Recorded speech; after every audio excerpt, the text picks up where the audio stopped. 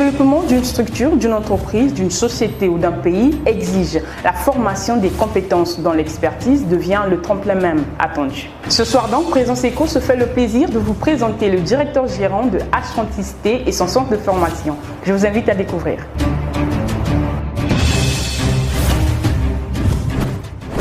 Bienvenue Ngouama, bonsoir. Bonsoir madame. Et bienvenue sur le plateau de notre émission. C'est moi qui vous remercie. Alors vous êtes connu sous le sigle H36T. Qui êtes-vous et que faites-vous exactement? Bon, H36T c'est un sigle et en long c'est Horizon 36 Technique qui est une entreprise congolaise régie dans le registre congolais qui fait de l'industrie. Et dans l'industrie, nous évoluons dans les domaines, dans les activités comme la maintenance, la formation industrielle pour les métiers qualifiants, l'hydraulique et les services divers. Voilà.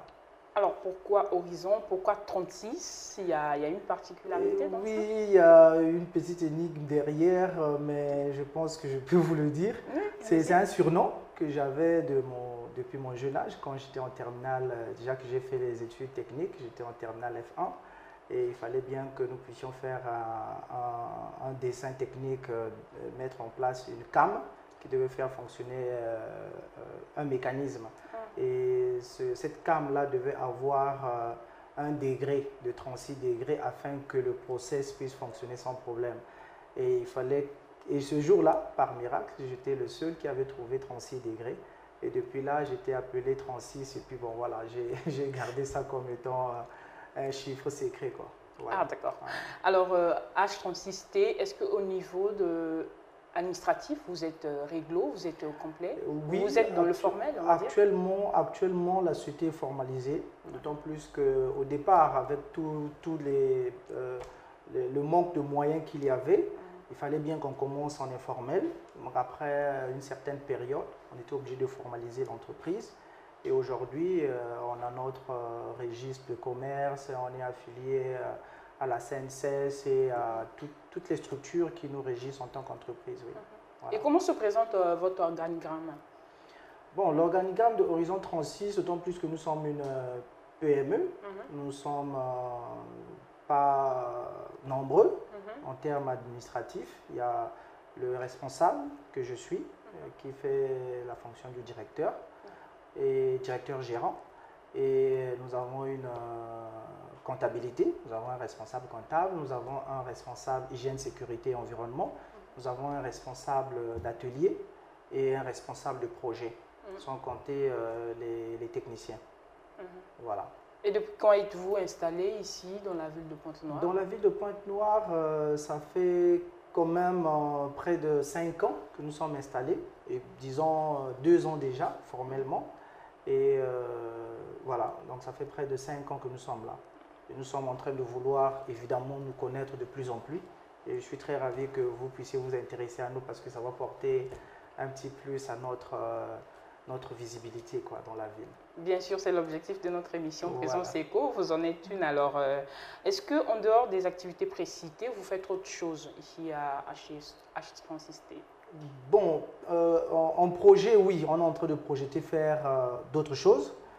Mais pour l'instant, les activités telles qu'ici en atelier, nous avons un parc à machines qui sont des machines d'usinage. Donc on fait de l'usinage des pièces mécaniques et de l'hydraulique. Mais ce qui est sûr, c'est que dans les projets, on est en train d'envisager nous lancer dans d'autres domaines que je n'aimerais pas peut-être dire encore.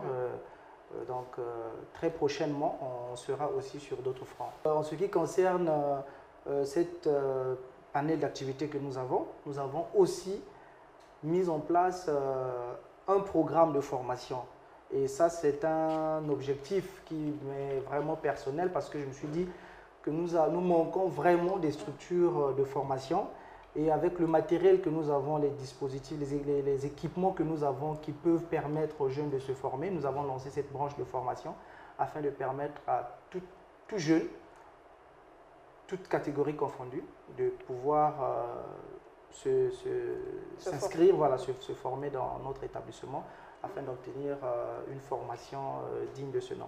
Alors, votre établissement de formation, est-ce que vous avez des agréments pour offrir effectivement ces formations aux jeunes? Bon, je pense qu'avant de se lancer totalement dans toute chose, il y a un test. Et ce test, c'est ce que nous sommes en train de faire actuellement. Nous ne sommes pas reconnus comme entité de formation en tant que telle, mais il y a beaucoup de sollicitations dans ce sens. Et donc, nous avons lancé un échantillon pour voir est-ce que nous avons déjà du point de vue matériel, nous avons des équipements. Maintenant, il faut qu'on sache exactement comment est-ce que se font les formations, quel agrément nous devons avoir et tout ce qui régit le domaine de la formation. Ce qui est des équipements, nous sommes super équipés pour que la partie pratique soit assurée. Alors, dans cette formation, quels sont les services que vous offrez?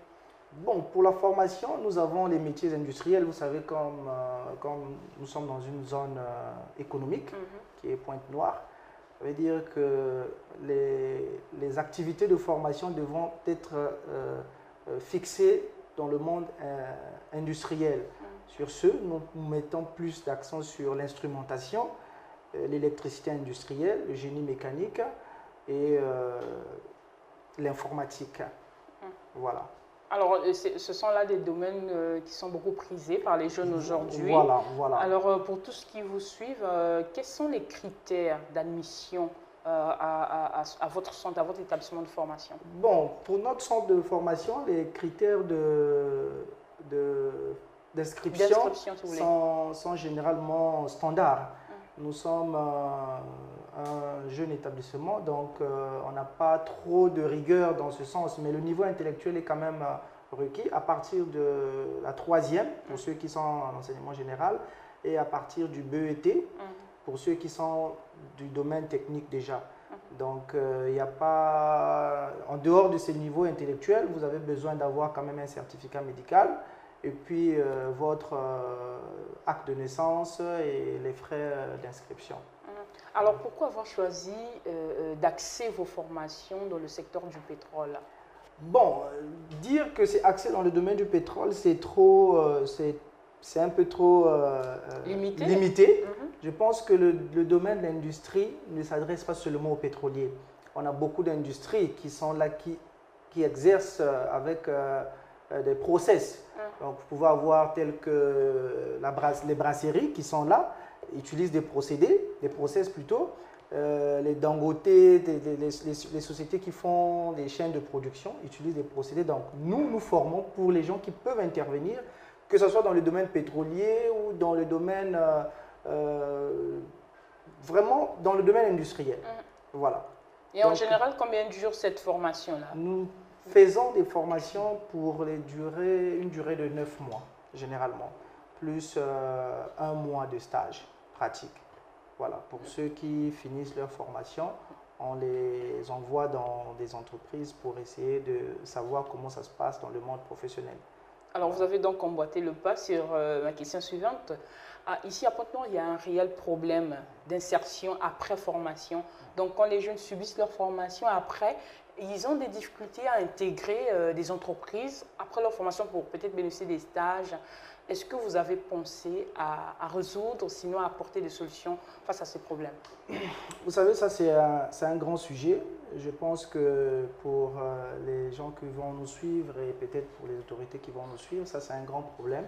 Et en tant que jeune entrepreneur, je fais face à ce genre de situation. Vous voyez telle que la structure elle est, on ne peut pas recevoir plus de 20 stagiaires.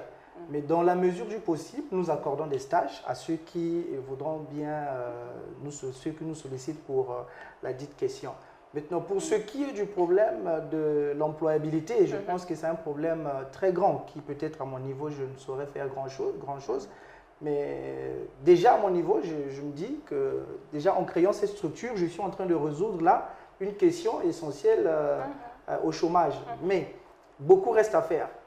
Beaucoup reste à faire et mon souhait est que nous puissions devenir plusieurs entrepreneurs congolais. Quand je dis congolais, c'est-à-dire des entreprises qui appartiennent réellement aux Congolais et qui pensent qu'il y a un grand problème d'emploi pour que ces jeunes-là puissent être insérés, que ce soit en termes de stage ou en employés directement.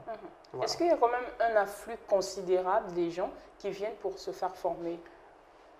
Bon, actuellement, nous avons déjà un écho. On a déjà un retour d'expérience. Les gens sont en train de venir maintenant, parce que ça fait pas longtemps effectivement que nous avons lancé cela. Les gens sont en train de venir pour s'informer réellement de comment est-ce que nous procédons pour nos formations. Et pour ce qui est du reste, on n'est pas pressé. On se dit, qu'on le veuille ou pas, au Congo, il y a un sérieux problème de formation. Nous voyons que pour toutes les demandes d'emploi ou les offres d'emploi qui se font, lorsque vous voyez la liste des critères d'employabilité, on constate effectivement que sur plusieurs domaines, beaucoup de Congolais ne sont pas encore formés. La preuve en est que même pour réaliser nos petits travaux, de grands travaux ou des chantiers, on fait toujours appel aux expatriés. Voilà. Alors que si nous avions des institutions ou des centres de formation dignes de ce nom, qui existaient d'antan, moi je pense que la question serait même de les réhabiliter au lieu de s'empresser d'aller créer d'autres centres, réhabiliter les anciens centres que nous avions pour la formation des métiers qualifiants. Je pense que ça peut résoudre un grand problème en ce qui concerne le problème d'employabilité. Juste une parenthèse, si ces centres n'existent plus, c'est parce que forcément il y avait un problème. Oui, je me dis qu'il y a eu un relâchement de la part de nos dirigeants parce qu'ils ont vu que le côté formation, je ne sais pas, je ne suis pas là pour critiquer, mais je pense qu'il y a quand même eu un délestage, si je peux utiliser ce mot, du côté de la formation. Beaucoup d'énergie n'est plus mise du côté de la formation. Ça se sent et ça se voit. Tant plus quand vous partez dans les centres de formation, il n'y a plus de machines, il n'y a plus de table banc, il y a vraiment un déficit en tant que tel en ce qui concerne la formation. Et j'ai toujours dit que si, et seulement si, la formation était le miroir d'un pays, parce que quand on forme une jeunesse, on prépare une relève. Alors, si on ne forme pas, ça veut dire qu'il n'y a pas de relève. Et c'est un grand danger pour notre pays. Un pays qui n'a pas une jeunesse qui est suffisamment formée et avertie, c'est un pays en danger. Ça veut dire que dans 10 ans, 15 ans, on sera peut-être dans une merde qu'on ne pourra pas expliquer. Et donc, mon souhait aujourd'hui est celui que ces institutions-là s'asseyent, qu'on essaie de regarder là où on a mis beaucoup de budget, qu'on défalque quelques tranches de budget pour renforcer l'enseignement professionnel technique parce que suivant les grands discours des politiques, il est dit que le Congo c'est un pays émergent. Alors quand on voit pays émergent, on voit de l'industrie parce que ce n'est pas les bureaucrates non plus qui vont faire que le pays puisse se développer. C'est l'industrie, c'est le travail manuel. Donc du coup, si on peut mettre beaucoup d'accent sur la formation, je pense qu'on va réduire beaucoup de problèmes en ce qui concerne même les braquages et autres. Voilà. Alors, vous parlez de la formation, vous faites bien de le souligner, qui est la formation qui est très importante, mais à quel coût? Quel est le coût de la formation, si on peut parler de H36T, quel est le coût de la formation chez vous? Bon, vous savez, moi je sors d'une famille pauvre et ma philosophie aujourd'hui consiste à venir en aide à ceux-là qui sont un peu en budget limité, pour accéder à des formations dignes de ce nom. Le matériel, c'est vrai, ça a coûté, ça a été un grand sacrifice pour moi de l'obtenir, mais je suis sûr et certain qu'avec les prix que nous avons mis en place, tout le monde pourra se retrouver. Aujourd'hui, nous sommes au ras de paquet, il n'y a aucun centre de formation à Pointe-Noire qui propose les prix que nous avons. Donc, que ce soit sur la durée et sur le coût du financement de l'apprentissage, vraiment c'est à la portée de tous. Vous avez parlé de votre organigramme, donc en tant que PME, vous n'êtes pas forcément nombreux ici dans cette entreprise, mais est-ce que vos employés sont quand même bien rémunérés? Qu'est-ce que vous pouvez dire à propos? Bon, la rémunération va de pair avec les revenus. Ce que nous produisons, on essaie dans la mesure du possible d'essayer de rétrocéder à tout un chacun sa part de gâteau. Je pense qu'en tant qu'entreprise enregistrée en tant que dans le domaine de l'industrie, il y a une convention collective qui nous régit. Effectivement, tout le monde qui vient travailler avec nous, qui est régi par cette convention et qui a un contrat, forcément va se retrouver. Ça sera régi par les documents. Voilà. Donc je pense que tout le monde qui travaille avec nous est satisfait. Au tout début, donc, quand vous aviez votre vision de lancer votre entreprise, H36T, est-ce que vous avez eu tout de suite les moyens nécessaires, les moyens financiers pour lancer votre activité, pour vous démarquer en fait? Être entrepreneur au Congo, c'est très difficile. Et j'ai connu vraiment beaucoup de difficultés. J'en connais toujours parce que je suis encore dans le processus effectivement de stabilisation. Je pense que être entrepreneur au Congo, c'est une tâche qui n'est pas facile. Mais cela ne devait pas aussi être un motif que ça soit difficile de pouvoir lâcher. Je pense que ce qui est nécessaire, c'est toujours tenter et chercher des voies et moyens. Pour ce qui est de mon cas, ça n'a pas été la cerise sur du gâteau. J'ai commencé tout petit, avec des activités dérisoires, jusqu'à ce que je me suis fait une petite épargne et continuer à réinvestir au fur et à mesure que j'avais un petit budget qui pouvait me permettre d'aller d'un pas vers un autre. C'est ce que je faisais, donc voilà pourquoi je suis arrivé jusque-là. Vous l'avez dit, hein, être entrepreneur au Congo-Brazzaville, c'est comme le parcours d'un combattant. Oui. Mais quelles sont donc les difficultés que vous croisez au quotidien en fait? Bon, les difficultés que nous croisons au quotidien sont d'abord les difficultés de financement. Vous savez, quand vous avez un projet, c'est difficile que vous puissiez être accompagné. Bon, dans notre pays, je ne sais pas s'il existe, je ne peux pas confirmer, mais je pense que depuis un moment, j'ai pas mal cherché d'opportunités de financement que je n'ai jamais reçu ni de suite, ni de proposition. Donc, il faut se battre et je me suis battu avec les moyens de bord. Et les difficultés que nous rencontrons sont d'abord, premièrement, de financement et puis les difficultés d'insertion sur le marché. On est abandonné, presque abandonné à nous-mêmes. Donc, vous devez créer votre entreprise, vous devez chercher les marchés vous-même et vous devez aussi chercher à vous stabiliser vous-même. Et vous avez des impôts ou des taxes à payer? Mais bien sûr, dès que vous ouvrez, dès que vous êtes enregistré, il y a certainement une période d'une année qu'on vous donne d'observation, mais après tout de suite le compteur est mis en marche. Sans pour autant qu'on vérifie même est-ce que ce que vous avez eu à lancer, ça a donné ses fruits ou pas. Tout de suite les quittances commencent à tomber et puis voilà. Donc, et du coup, vous n'êtes pas assisté et souvent les gens sombrent. Voilà, vous finissez à la cathode parce que vous pouvez avoir un bon projet. Si vous avez un financement, que ce soit d'une institution quelconque, parce que toutes les institutions, là, nous sommes partis pour demander de l'aide, nous ont dit qu'il faut des garanties. Mais vous savez, avoir une garantie, par exemple, on vous demande d'avoir une parcelle de valeur au centre-ville. Vous voyez, quand vous avez l'âge de 35 ou de 18 à 40 ans, je ne vois pas par quel mécanisme, si vous avez parcouru réellement votre vie, par quel mécanisme vous allez partir à avoir un patrimoine au niveau du centre-ville ou une parcelle de valeur pour donner en garantie.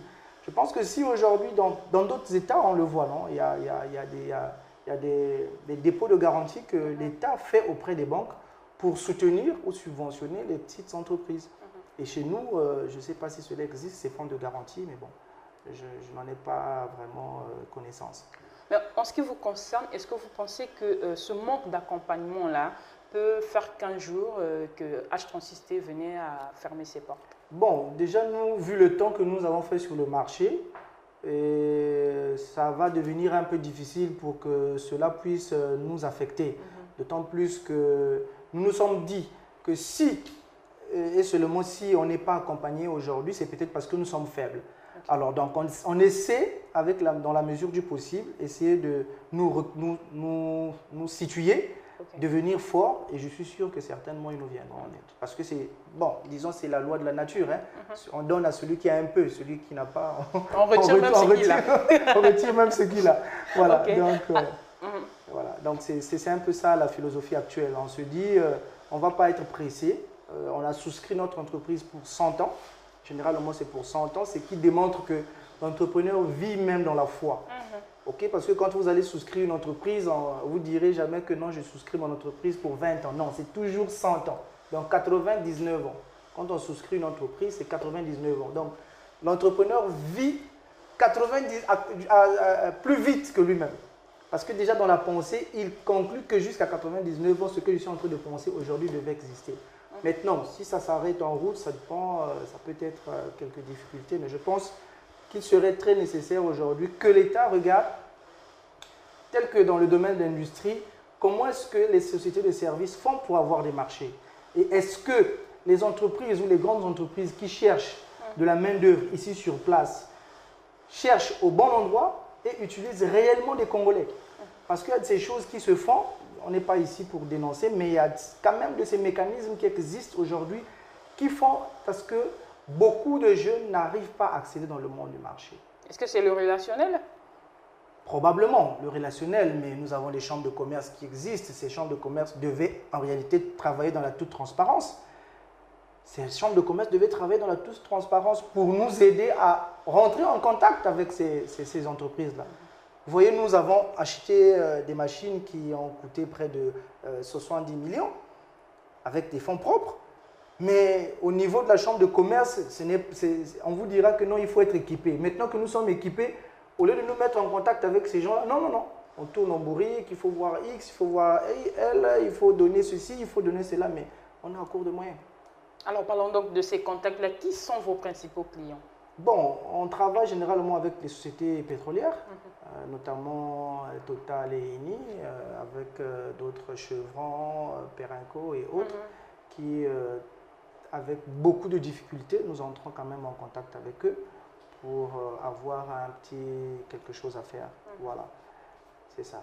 Donc, nos principaux clients sont ceux-là qui ont la production et ils cherchent des services et nous leur rendons ces services-là. Et à long terme, vous pensez toujours rester avec ces clients-là ou vous... Bon, notre objectif, c'est aussi monter une chaîne de production. Parce que vous savez, aujourd'hui, en termes de services, si vous n'avez pas vous-même une chaîne de production, c'est difficile aussi que vos services puissent être recherchés continuellement. Donc, notre objectif prochain sera de mettre en place une chaîne de production afin que d'abord nous soyons nos propres consommateurs de services et après on verra si seulement si on pourra continuer à garder les clients. Mais bon, pour l'instant, on est là avec eux, on travaille avec eux. Alors, si jeune que vous êtes, vous avez su mettre sur pied cette entreprise qui, selon déjà votre matériel, vous avez dit 70 millions, c'est beaucoup d'argent. Alors, quel serait donc votre conseil, ou sinon vos conseils, à l'endroit des jeunes qui voudraient bien, comme vous, se lancer dans le monde de l'entrepreneuriat? Mon conseil auprès de mes chers frères qui me suivent ou sœurs qui me suivent, j'aimerais beaucoup aussi insister en ce qui concerne la gente féminine qui à Pointe-Noire n'est pas beaucoup active. Je suis très content que vous soyez vous-même déjà active, un modèle. Merci. Mais je pense qu'il serait vraiment important que les gens arrêtent de croire que l'État va changer quelque chose ou bien va tout changer, que ce soit dans le pays ou dans votre personnalité. Il est important de croire qu'il y aura des accompagnements, mais le grand problème ou le grand objectif à atteindre, c'est d'abord soi-même.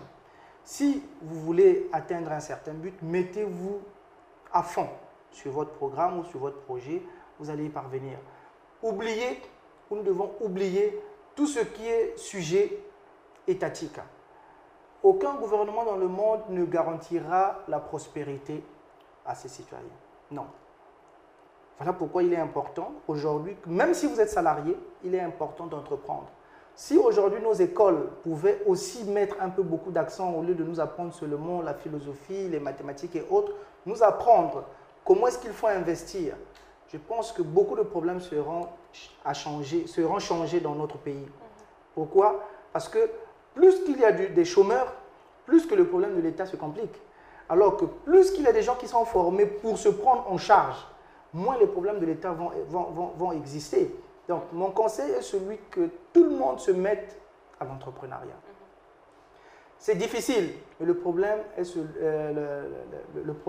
seulement celui d'avoir des bons conseillers avec qui partager son projet, qui te dira, qui va t'encourager pour évoluer dans ce que tu es en train de faire, sinon apporter quelques modifications. Mais si tu crois en quelque chose, fais-le sans hésiter, parce que ce n'est pas l'État qui résoudra les problèmes de tous les individus au Congo.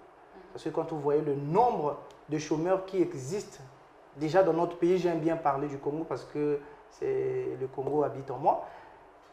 Nous avons beaucoup de problèmes de chômage dans notre pays parce que les jeunes sont de moins en moins informés en ce qui concerne l'entrepreneuriat.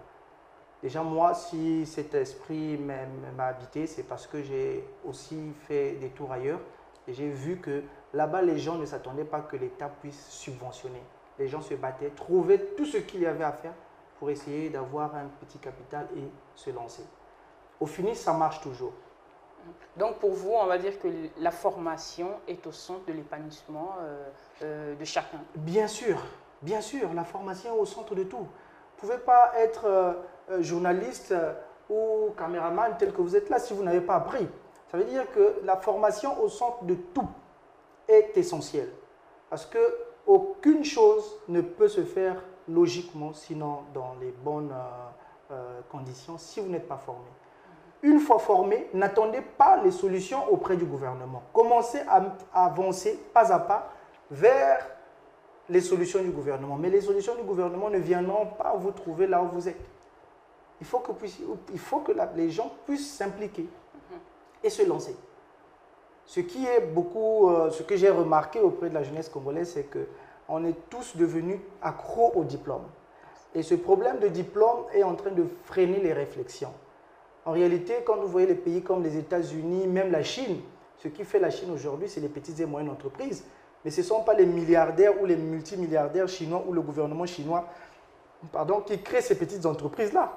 Mais c'est des individus comme vous et moi qui ont compris que j'ai été formé, je ne croise pas les bras, je commence à faire quelque chose.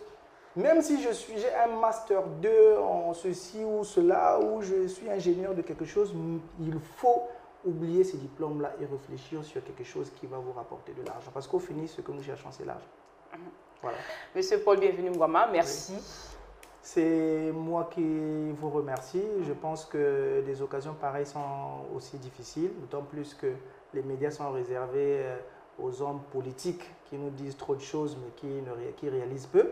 Mais je pense qu'aujourd'hui, si vous pouvez aller à la recherche de ces jeunes-là qui sont en train de croupir dans l'ombre, en train de chercher des gens qui peuvent les entendre, le problème du chômage au Congo sera résolu. C'est l'objectif de Lux TV. Alors, une fois de plus, merci. Je vous remercie aussi, madame. C'est la fin de notre émission Présence Éco. Nous avons été avec M. Paul Bienvenu Ngouama, qui est directeur gérant à H36T. Je vous dis à très bientôt sur Lux TV avec le même plaisir pour vous servir. Au revoir.